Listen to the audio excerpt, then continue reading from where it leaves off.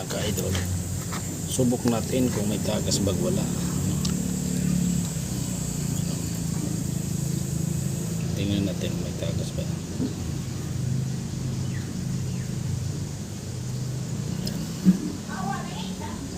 Wala siyang tagas busing. Makikita naman niyo sa video na wala siyang overflow, diba? So kung may overflow yan, tagas na yan.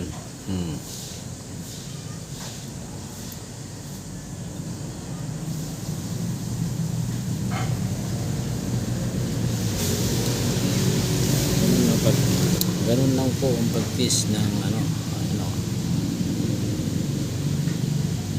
wala siyang overflow, wala. Ayan o, at saka good ang piston, good quality ang piston, so walang tagas. So, sinubok natin dito sa tubig, tapos huhugasan lang natin ng gasolina.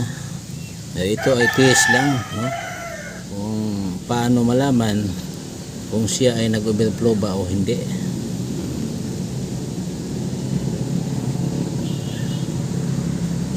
Makita ninyo sa video, wala siyang overflow, mga boss. Wala siyang overflow. Tapos itapon natin ang tubig.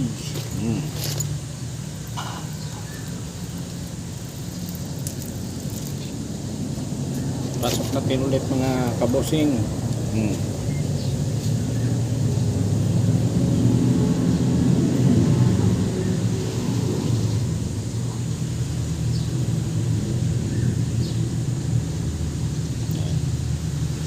Tinitest natin kung siya ay may tagas, pero wala siyang tagas mga kabosing. Ayan.